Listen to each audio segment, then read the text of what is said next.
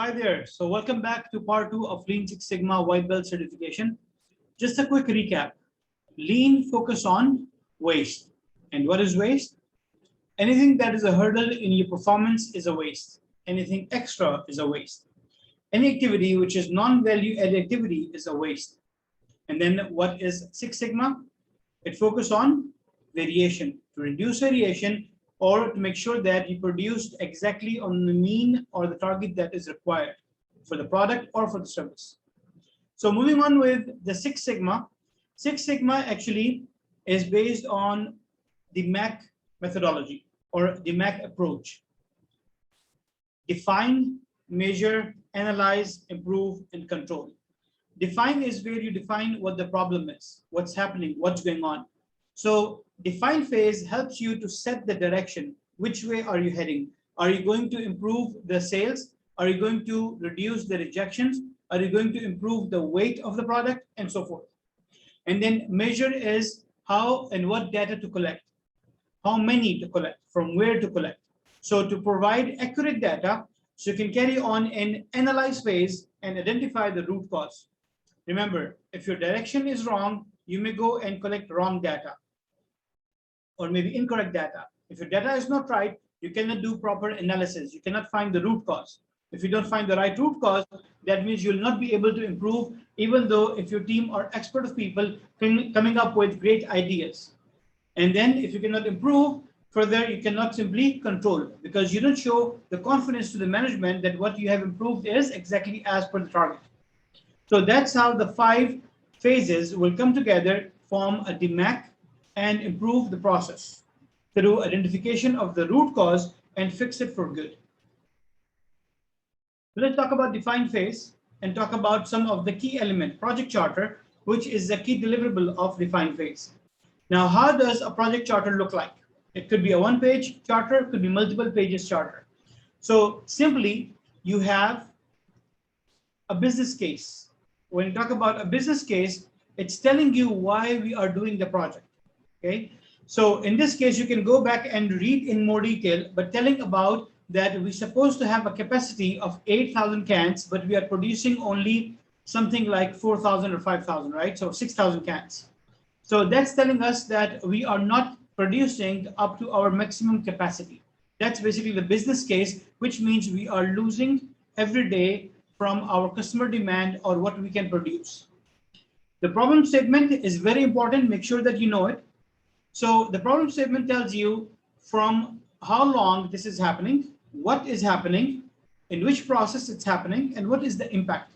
So look at the problem statement. For last 8 months, VDC1 and VDC2, which is equipment, are not working to its maximum capacity of 8,000 pieces per day, which is impacting the production by 25% with a loss of USD $15,000 per month.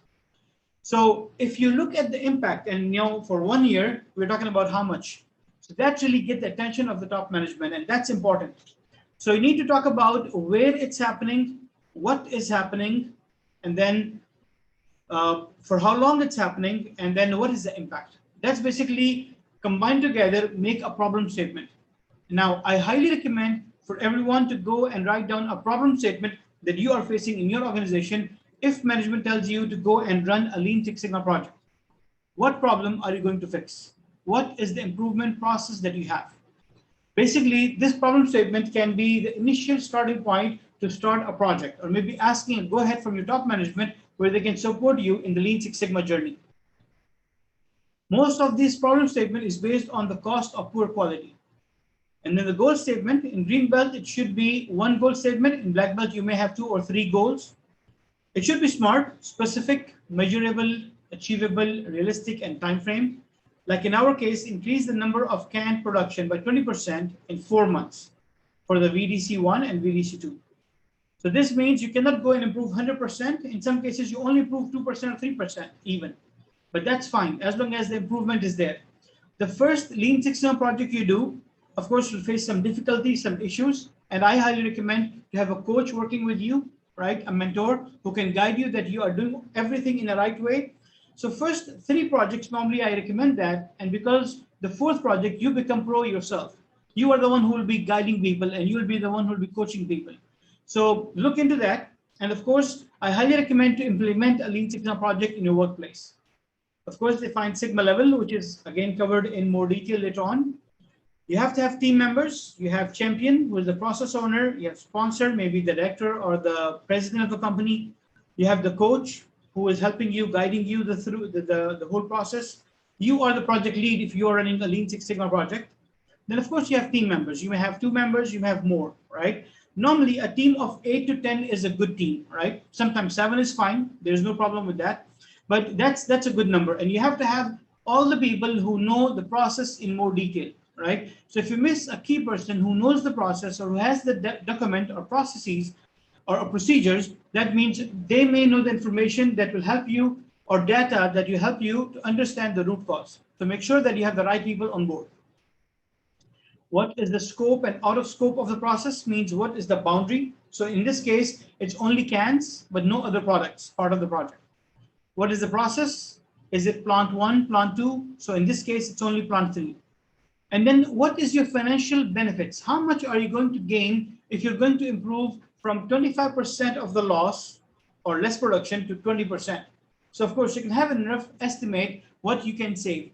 And of course, your saving may come from multiple elements. It could be cost reduction, it could be cost avoidance, could be productivity enhancement, which is in our case, or increase capacity, or generate net income. It could be multiple areas, and you may save some, or you may gain actually in more than one of these elements.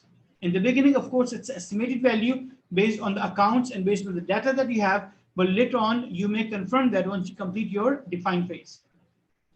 So you also have a phase, multiple phases, milestone criteria, where you make sure that in how much time you're going to complete what phases, and are you on target, are you on time, or are you delayed, and so forth.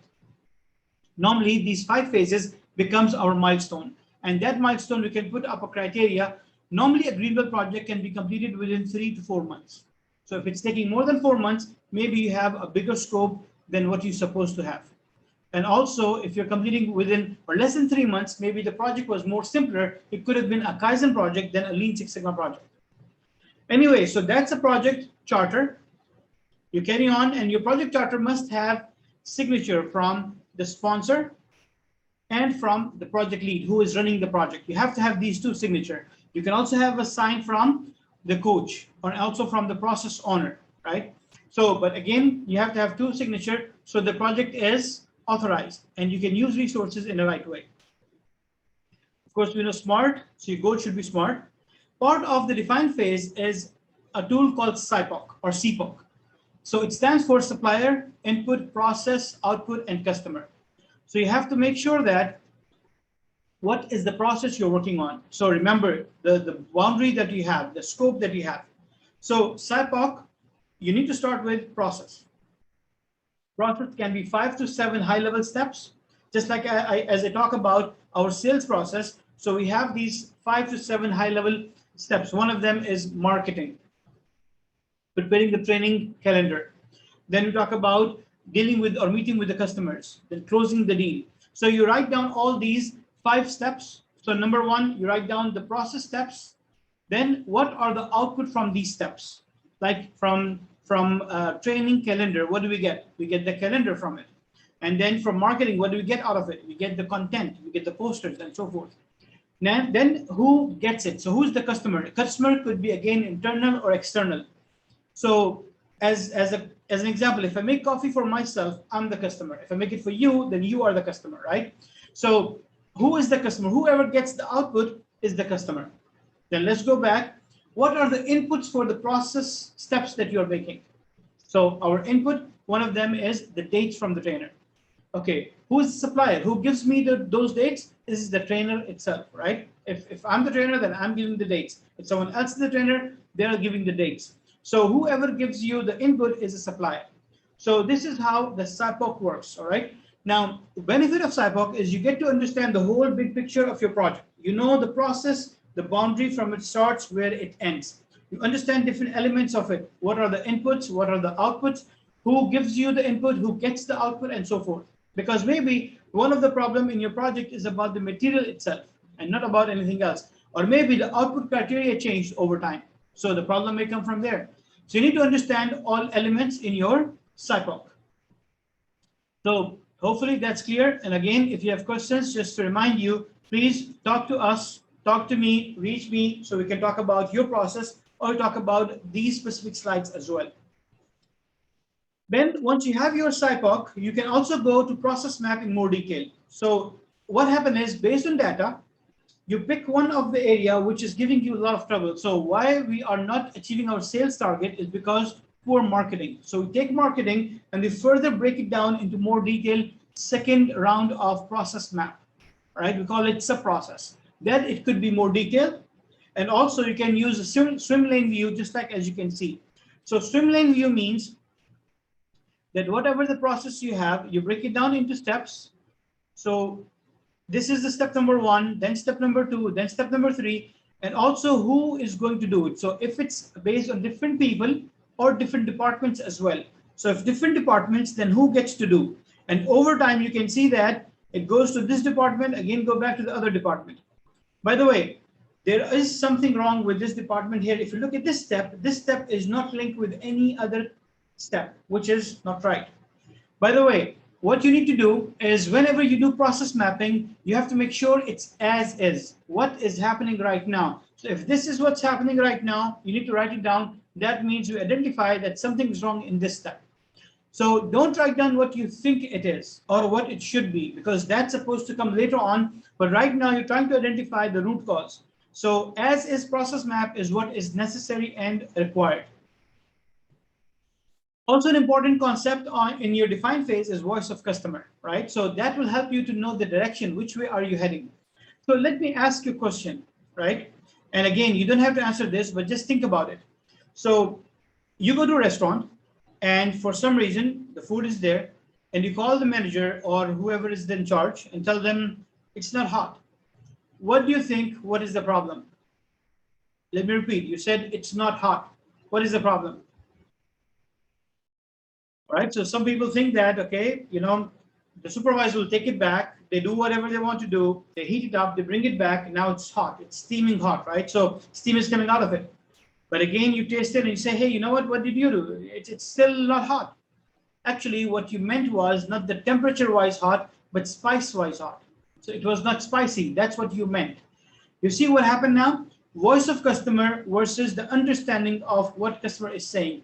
That is important. You make sure that they are both aligned together. Because if they're not aligned, then you take an action, you do something, but that whatever you do will not have an effect. And customer will still be unsatisfied, even actually will be irritated, right? So you have to make sure that you understand the voice of customer well and then take an action. So we understand we have process which produce a product or a service that goes to the customer, and there should be a customer feedback that gets back and we can improve the process. If you fail to capture customer feedback or customer reviews, that means you are doing something wrong or there is some mismatch, there is a gap. So make sure that you capture the voice of customer, whatever the means you have. The customer feedback could be based on quality, it could be based on the cost, could be based on delivery, service and safety, or could be based on corporate responsibility, such as if you are complying with the legal or regulatory elements. It could be based on the risk factors and so forth. So you need to make sure that you get your customer voice so that you can take an action. There are further voices as well, such as voice of employee and voice of business, which we need to understand so we can carry on for improvement. So we talk about measure phase. There's a phrase, it's very important. It's show me the data. Yes, you heard it right. Show me the data. You have to have data so you can proceed with understanding what's happening, what's going on. If you don't have data, you will not know what's happening. All right. So it's very simple understanding that you have to have data so you can understand the reasons, right? You can understand the root cause. So if we cannot define it, we cannot measure it. If we cannot measure it, we cannot control it. If we cannot control it, we cannot manage it. And if we cannot manage it, we cannot improve it. So as simple as that, we have to have data so we know what's happening, what's going on. So where did the data come from? The data may come from multiple elements, right? It may be your input indicator, like in my coffee example, how many spoons of coffee I'm putting in or creamer I'm using. Then the process indicator, for how many minutes do I boil the water? Then the output measure, how many cups of coffee were rejected by the customer or accepted by the customer. So your data may come from different elements, again, based on the area of your pain, the problem, you need to find out. Again, the data you're capturing is not on a high level. It's not based on the problem that you start with. It's actually somewhere dig deep, all right? Remember, I start with not achieving sales target. And then we find out marketing is where the issue is. Further, I find out it's in social media. And then based on social media, I can find out my key performance indicators, such as how many posts do we put in social media every day? How much budget are we using? How many likes do we get? And so forth, right? So there are more detailed KPIs. From those KPIs, I identify which one is critical for us and do further root cause analysis and analyze phase. All right, so when you talk about your KPIs, they should be based on customer critical requirements. We call it CCR, right? So based on your critical area of the project, you identify the KPIs, key performance indicators. That means you're heading in the right direction. Because what's supposed to happen is you have many X's in your project, but you have to filter it down so that you find out those one or two critical ones that you have to work on and you have to fix. All right, so further you need to understand, yes, there should be baseline you can put up. So understand where we are right now. So based on as-is process map, based on data, you come up with some histograms, some trend chart, some time series chart. So you understand that where are we now? How many posts people like right now on daily basis? How many posts are you posting on daily basis? All right, I'm talking about social media for my project. So that will give me an idea where I stand today. Because if I take an action, how do I know and how do I compare my before and after stage? So that's important that you should be able to compare your before and after stage. So you need to put up a baseline, understand your as is and data right now. So data collection, which is backbone of your Lean Six Sigma project. You have different types of data. You have discrete data, you have continuous data. Continuous data is the one with the decimal point. Like your height is 1.71 meters. It cannot be 2 meters, right? Mathematically, yes, you can round up to 2 meters, but that's a wrong information. So you need to make sure that your data, the height should be in continuous data. It's 1.71 meters and so forth. And then discrete data could be yes and no, like binary data. It has two states, or it could be a whole number as well, right? So how many people are in the room for attending the training? 15 or 20, it cannot be 20.2. So you need to make sure it's a whole number or a binary data as well. So then you come up with the data collection plan. You can use Excel file as a simple data collection template. So what you need to do is you need to understand what are you going to collect? What is the definition of the item that you're going to collect? From where are you going to collect? What is the location? How many or how much of the sample size you're going to collect? And when you say how much, rule of thumb is you have to have minimum 30 samples. Just producing one of this mobile and getting the weight within the range of 98 and 102, I cannot say that we are perfect. Our process is perfect because you have to have more samples, right? Minimum samples should be 30 as rule of thumb by experts. Who is going to collect the data? What time are you going to collect data? And it's supposed to be random. So as simple as the data should be appropriate data, right? The sample should be representing the population, right? That's how it's supposed to be done. So once you prepare data collection plan, go and collect data. All right, so then you move to analyze phase. Once you collect the data, you need to go and find out what is the root cause so you can fix the root cause, right? So let's solve the problem. Let's not make things worse by guessing. That's how important is that. Now, a tool that you use to identify the root cause is called Fishbone. It's a very important tool, right? So just like I'll use my example of social media marketing. Let's say one of the reasons, the KPIs, are that we have less number of posts. So the head of the fish, I'll use my spotlight here. So this is the head of the fish. This will become number of posts or less posts in a day. So I need to identify why we are not posting enough, why we have less posts in a day. It could be any problem that you're facing. Remember, it's not a high-level problem. You dig deep on a CPOC, you pick one step from there, and then you further make a process map. Again, you pick some area from there, identify your KPIs, and then from the KPIs, you identify which one is the critical one, and that's what you put there. So in my case, What you do is I put here less posts in a week or in a day.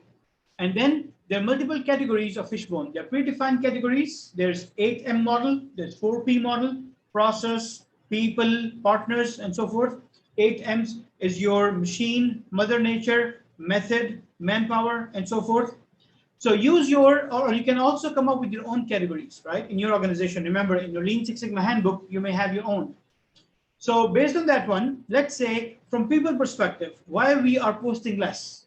So I write down under people that what is the reason? It could be lack of interest.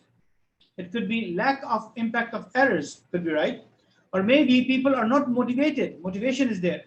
Or maybe they are not trained, should be there. Or human errors. So it could be multiple reasons why we are posting less. And that's from people perspective. Let's think from method perspective. Maybe we don't have a written procedure for this. Or maybe the steps are hard to read or hard to understand. So again, from method perspective, you need to write down what are the causes. Now, most of the causes are the ones which are happening in last 3 months or 6 months or maybe last 1 year, based on the feedback that you get from your people or based on the data that you have. You may also write down something that you may anticipate, but it's not really helpful, by the way, right? It's just to make sure it won't happen, but you can put a plan. But majorly what already happened, right? So you use Fishbone to identify the causes, and then you need to go and collect data. How many times it happened? How many times it happened that someone was trying to write down the procedure and couldn't understand, and they stopped making the posters, or they did not post it? How many times the internet was down, and that's why they couldn't post it? How many times the equipment broke down and they couldn't post it?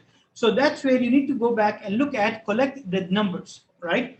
So you identify the root cause in Fishbone or Ishikawa or cause and effect diagram, and then you quantify using Pareto. So you take the data, plug in a histogram, just like as you can see, and it will show you in ascending or descending order. So in this case, you find out which one is happening the most. Here you can see the volume, how many times it happened. And on your right side, you can see the percentage. And cumulatively, altogether, this should reach up to 100%. The idea is that if I fix out of those 10 or 12 or 15 root causes, if I fix the top 2 or 3, I may fix my bigger chunk of the problem. So in this case, if you fix the top 2 of these root causes, we can fix somewhere around 50% of the problem itself. If you fix top 3, we can fix somewhere around 70%. So that's where it's called Pareto principle or 80-20 principle, which means those 20% of the causes which are impacting 80% of your revenue or problem, right? So if you apply this in a proper way, and remember, if you have accurate data, this will help you a lot. You don't waste your time improving something which doesn't really have value, right? So make sure that your data collection is happening in the right way and team bringing the value. You can also apply 5 times why. For example, you ask first time why it happened, and you find out the answer is, like in my case, it's the marketing. And then why it happened, like in our case, let's use a different example from the production. So we're supposed to produce this within the right weight. So why we are out of our specs? So why? Because of the raw material. Why because of raw material? Because no one inspected it. Why no one inspected it? Because there is no proper SOPs. Why there's no SOPs? You see how we are reaching from top to detail, right? So you need to dig deep to reach to the root cause, and that's called 5 times why. Or sometimes you can even use more whys until you reach to an actionable item, right? There are more tools available in analyze phase, such as failure mode effect analysis, FMEA, and so forth. But again, those are covered in your future belts. That's enough for now in white belt, Fishbone, Pareto, and 5 times why. Then what you do is you bring in your people, all right, together, experts, to identify, to brainstorm some ideas about what to improve and how to improve. So you should come up with multiple solutions, right? Many solutions. Of course, one of the way to do that is use 3-5-3, which is 3 ideas in 5 minutes by 3 people. So you form team of 3-5-3. It could be 4-5-3 or more people as well, but normally not more than 5, because if 5 people are there and each one is writing down 3 ideas, that's 15 ideas, right? So imagine that in 5 minutes you come up with 15 ideas, and then you can filter down maybe 2 or 3 or 4 ideas or duplicate. Again, out of those 10 unique ideas, you can find out which one is the most effective and efficient.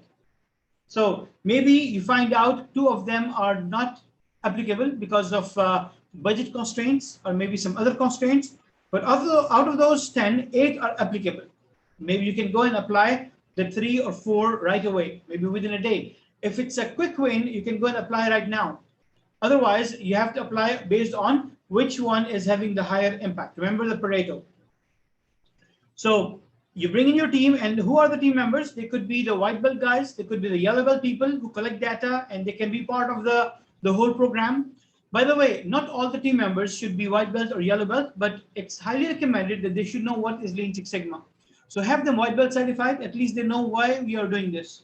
And of course, yellow belt is good to know more detail, but I highly recommend green belts, because again, white belt and yellow belt are theoretical belts, just like this one. We are not doing any exercise, we're not going through a proper case study, you are not practicing it, and so forth. So I highly recommend the green belts, even though they're team members, let them be green belts. The team member can go and collect data, and sometimes they're not even belts. It's okay, they can go and collect data. They can be part of your meetings and so forth. So once you come up with multiple ideas and you agree on top 3, 4, 5 ideas that you're going to implement, then run a pilot, right? Make sure that you run your idea on small area, implement it, and see how how is the impact. Is it working well? Or you can implement for just 3 days or 5 days, fewer days, and look at the impact. If it's working well, if it's really fixing your problem, then go and implement it everywhere.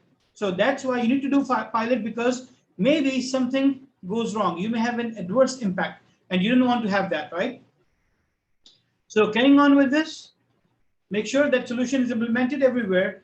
Team knows about what's happening, what's going on, and make sure that you do it in a proper documentation, right? And any findings that you have, make sure it's written down and it's communicated to everyone. If you have to call for remediation, stop the implementation, do so because of adverse impact. That's why you do pilot in a proper way and make sure that accurate implementation is happening. All right, so finally, control. Now, once you improve, and whatever you improve, you need to come back and apply the control tools, right? There are so many control tools available. Now, what I want you to do is also write down whatever the control tools you have applied in your organization in any process. Not the one where you're having problem, but any process, even it's personal or professional. So I want you to type down at least 3 control tools, all right, in the comments, put it there and submit, all right? See, that way we know that you have gone through all the training, because I've seen all 4 comments that you are putting up there. And then also the 5th one, which is coming up next, it shows us that you have attended the training and completed it, all right? So because there is no exam, and of course there is no way where we are doing or having one-on-one discussion unless if you approach me. So that way we know that you have completed and you can be certified. So controls, right? And control is actually helping you to keep it that way. Whatever you have improved, you want to stay there. You don't want to lose control and go back to the old state, sometimes even worse. Weight loss is one of the very simple example, right? So when we lose weight, if we don't maintain, sustain, it simply goes back, right? And sometimes we actually gain more weight than what we lose. All right, so control is where you need to go back and look at what are the control elements. Sometimes they're very simple, they are inexpensive, just like a checklist. Checklist, what you prepare so that you don't miss anything, is a very simple manual tool, right? You don't miss anything, it's a control tool. And then you may have something which is sensitive, such as a laser sensor, or sometimes a weigh machine, right? On the production line, on the conveyor belt. So everything what is as per the specification, it simply go through, whatever goes, which is more or less than specification limit, you have a splitter and it goes out. So customer do not get the bad product, which is the worst type of cost of poor quality. It's called external COPQ. You don't want your customer to receive the bad item at all. So whatever you control, write down in a proper procedure, make those proper standards, train your team, and make sure that they apply the controls. So now you have to make sure that you also document lessons learned throughout your implementation of Lean Six Sigma project, communicate that well with everyone, and of course, close your project. Just like you have charter, there are signs You also should have a closure document where you mention that how much you improved in 3 to 4 months, and then again your sponsor and those who sign the charter should sign as well. This is going to be your achievement in your Lean Six Sigma project, and it helps very well, goes into your profile forever. So make sure that you celebrate with your team, communicate the success, what we have done, show everyone what is there and how you did it, and then also celebrate with the reward and recognition for your team. Of course, it's highly recommended. That way, the whole team is motivated and they may want to go for further Lean Six Sigma DMAIC projects to improve more. All right, so quick recap. We start with define phase where we understand what is the problem. Make sure that you know the numbers, like in problem statement, what is happening, how much it's happening, and what is the impact, because numbers help a lot. Goal statement should be smart. Make sure how much are you going to improve. And then define phase helps you to put up direction. Which way are you heading? Then you talk about your measure phase. You need to go collect data, understand your Sigma level, where you are right now, how many defects you have, understand your KPIs, key performance indicators, and the data. And then further, make sure that you have enough data and accurate data to move on to analyze phase, try to apply whatever the tool you want to apply, fishbone, and so forth, identify the root cause, validate the root cause, and then further you move on to improve. With the team, come up with multiple ideas, apply and filter down which one is more effective and efficient, and then implement that. Once you implement it, after the pilot phase, you need to make sure it's confirmed that you have improved the process, and now put up the control tools and make sure that whatever you have improved, it's going to be controlled. And you need to revisit your Lean Six Sigma projects every now and then. In some cases, organizations in their Lean Six Sigma handbook put up a time frame of 3 months or 6 months to revisit the Six Sigma projects. Right now, we are having about 1 year cycle time to go back and look at the projects we implemented last year to make sure that whether they have improved or no, right? Or if they have lose the control. Actually, that's after improvement, right? So improvement is done, but control. So are they going back on the old state? Or are they still there? Have they been improved and kept that way? All right, so that completes your Lean Six Sigma white belt session. Make sure that you follow the instructions while we were in talk, and also go to the description to fulfill the requirements and achieve your Lean Sigma certification. Remember, there were 5 items you're supposed to do, and I only shared with you 4. So the 5th one, again, go through the list. Make sure that if you maybe have received this video from someone or just simply through random search, make sure that you register so we get your information and your full name so we can share the PDF with you, and of course your certificate with the proper name. Watch the complete video. Okay, it's less than 2 hours for sure. Response to the call of actions, about 5 actions I ask you to do. 4 I already asked, and 5th one is here. Publish your feedback at trustpilot.com/evaluate/ethicaus.com. It's also given in the description. So click there. I'm hoping if you complete by now, that means there has to be a value you learned from this video. So of course, I'm expecting 5-star with some good keyword, right? Keyword that shows value, something positive, super, excellent. And also let us know who you are, where you are from. Maybe you can also tell us what is the best thing you learned in this video, right? Send us your feedback through WhatsApp. You have the number there. So with 966 as the area code, you can add plus or 00 before that. And of course, email to info@ethicaus.com. Let us know how the whole experience is, what you learned. And of course, if you completed and did not receive your certificate, let us know so that we make sure you receive your certificate on time. Normally it takes about a week so that you can get your certificate. Again, if you completed so far, please don't forget to like both parts, part 1 and part 2 of this Lean Six Sigma white belt, and share with your friends. It's for free. Make sure that they also become certified, and subscribe to our channels for more videos as well.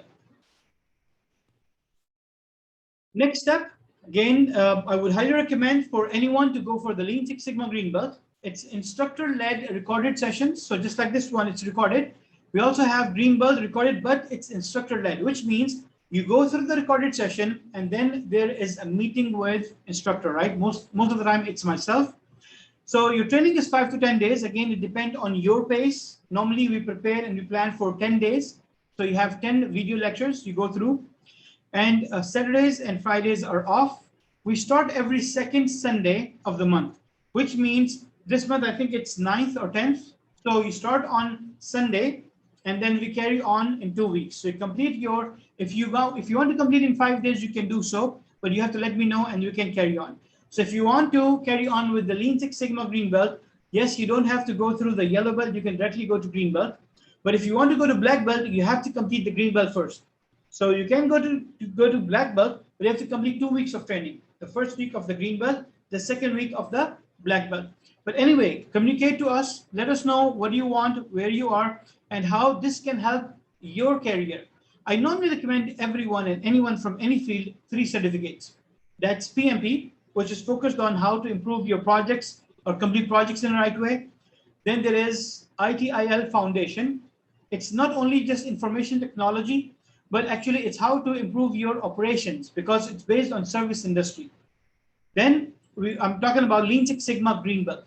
So how to improve or problem solving. So that's basically 3 certificates I recommend to anyone and everyone. It's been more than 10 years I'm doing that. And I hear great feedback from people. It helps a lot in their career. And that's something that I wish you great success in the future as well, right? So make something part of your career, which I have done for myself, which is actually 3 trainings every year, right? So 1 management training, just like PMP or Lean Six Sigma Green Belt, and then maybe black belt and so forth. So attend or get a certificate every year. So that's 1 management certification. Then 1 technical certification. So technically, whatever is your field, if you are in facility management, then there is facility certification. If you are in IT, there is Cisco or networking and so forth. If it's security, we have the security certificates. And then 1 training in your soft skills, such as communication skills, problem solving, let's say negotiation skills, effective decision making. So all those skills. So most of them, they don't have certificate, but they have trainings, right? Or just attendance certificate. So these 3 trainings you should attend every year because that helps you to boost your career. Your career growth depends on your career development. All right, so that's all from my side. And I hope and wish you great success in the future. And don't forget to like and share. Thank you very much. And contact me if you have any specific feedback. We appreciate your feedback so we can improve further in the future. Thank you very much. Take care. Bye.